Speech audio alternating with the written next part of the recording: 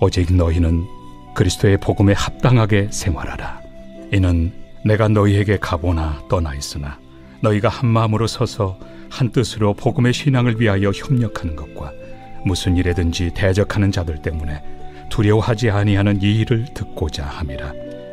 이것이 그들에게는 멸망의 증거요 너희에게는 구원의 증거니 이는 하나님께로부터 난 것이라.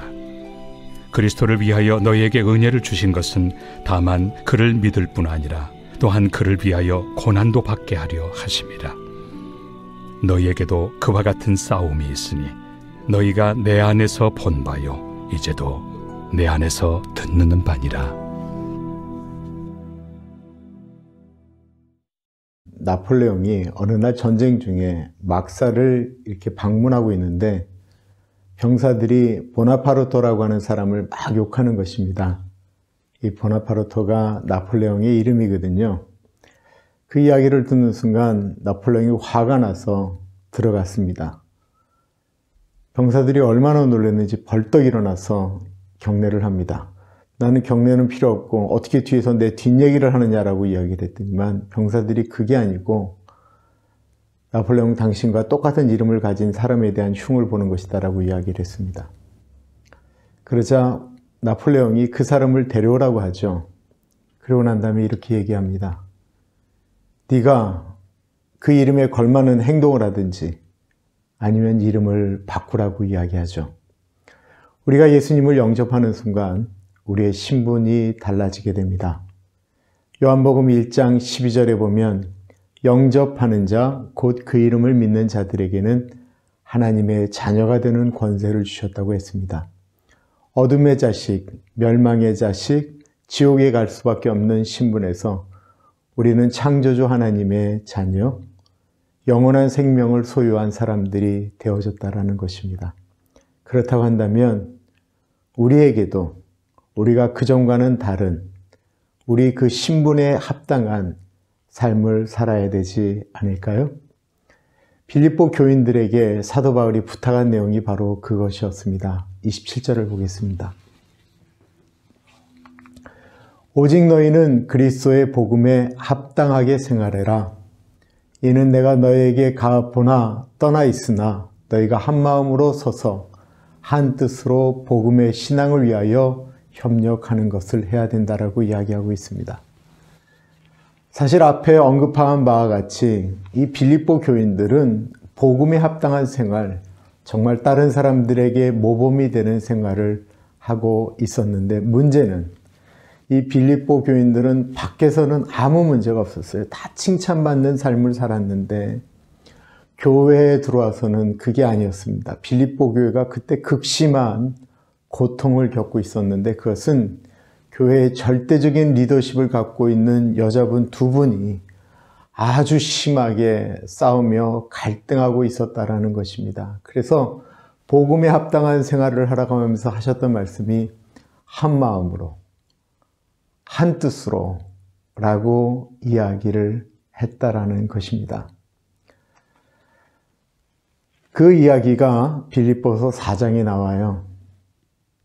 교회에서 수고하는 분들이 제발 싸우지 말고 한 마음으로 한 뜻으로 움직이는 것이 복음에 합당한 일이다라고 이야기하고 있습니다.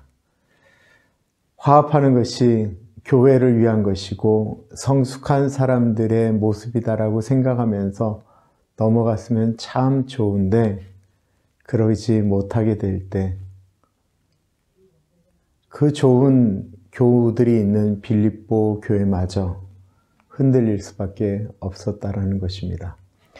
또 다른 빌립보 교회를 어렵게 하는 것이 있었는데요. 그는 교회를 핍박하는 사람들이었습니다.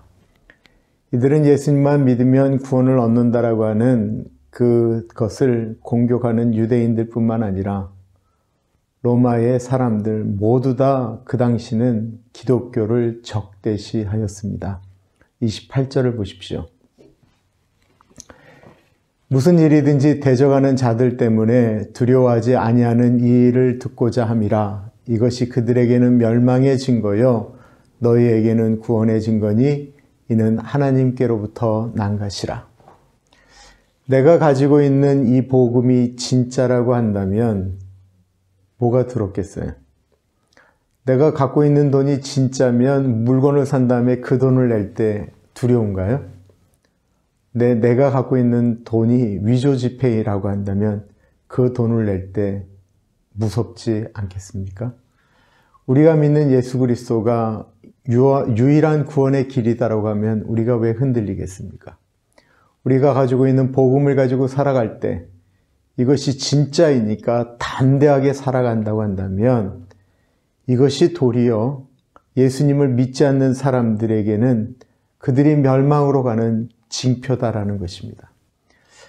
당시 그리스도인들이 정말 죽을 때 너무 담대하게 죽으니까 그 모습을 보면서 예수님을 핍박하고 저들은 가짜라고 이야기했던 사람들이 나중에는 두려운 거예요.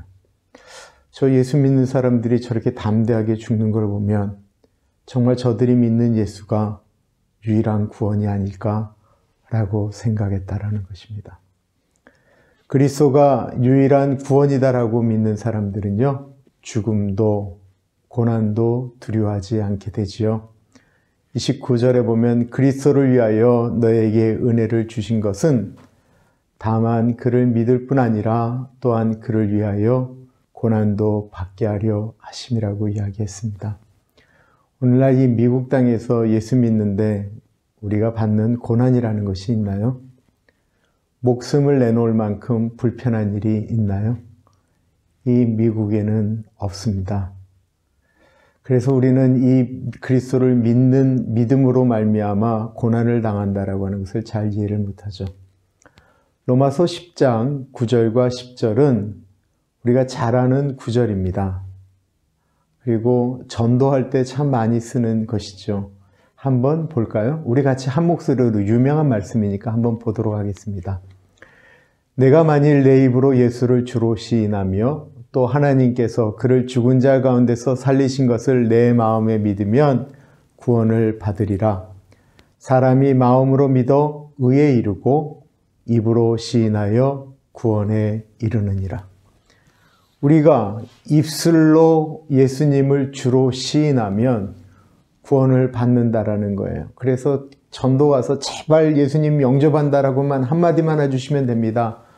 라고 이야기합니다. 그런데 이 말씀이 우리 안에 어떤 갈등이 돼요. 내가 분명히 입술로 예수님을 주라 시인했는데 내 삶은 달라지는 것이 없는 거예요. 이거 갈등 아니겠어요? 정말 내가 이러고도 구원을 받았다라고 말할 수 있나? 라고 하는 생각이 듭니다. 2000년 전에 이 당시 로마 시대로 다시 한번 생각해 보세요.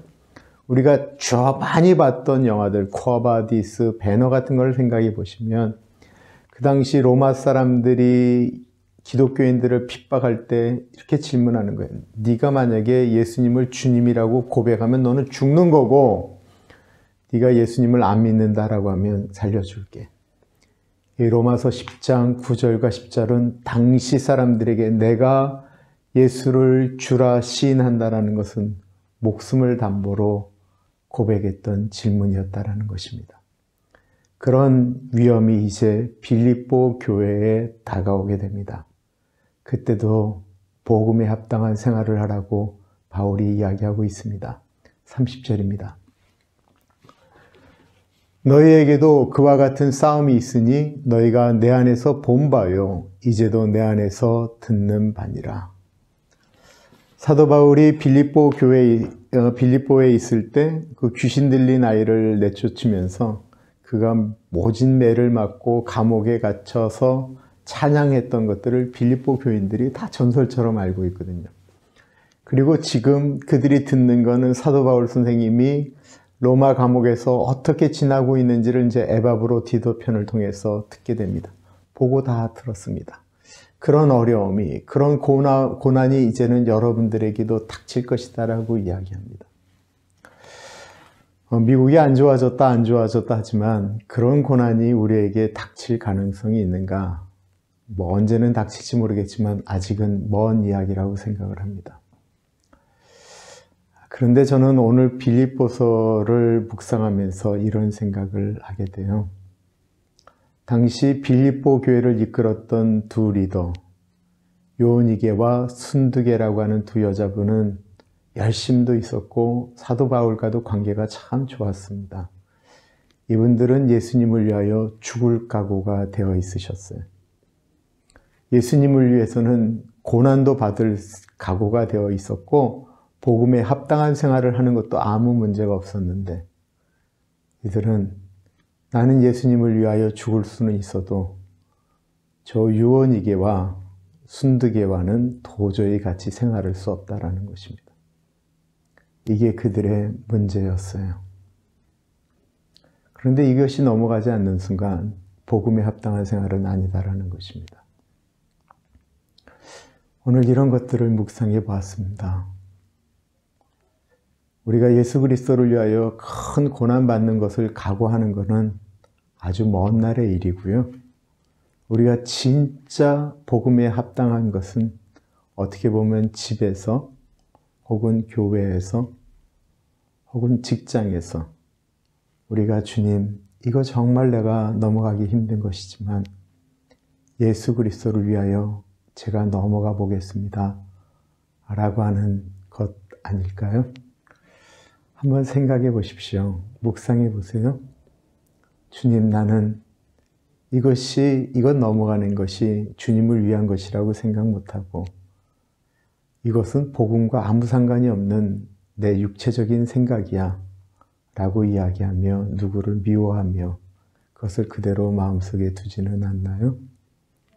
복음에 합당한 생활, 오늘 우리에게 주어진 것 큰 것 아니고 주님, 오늘 내가 이것은 복음을 위하여 한번 넘어가 보겠습니다 라고 하면서 애쓰고 노력해 보시지 않으시겠습니까? 주님께 그 힘 달라고 기도해 보시지 않으시겠어요? 기도하겠습니다.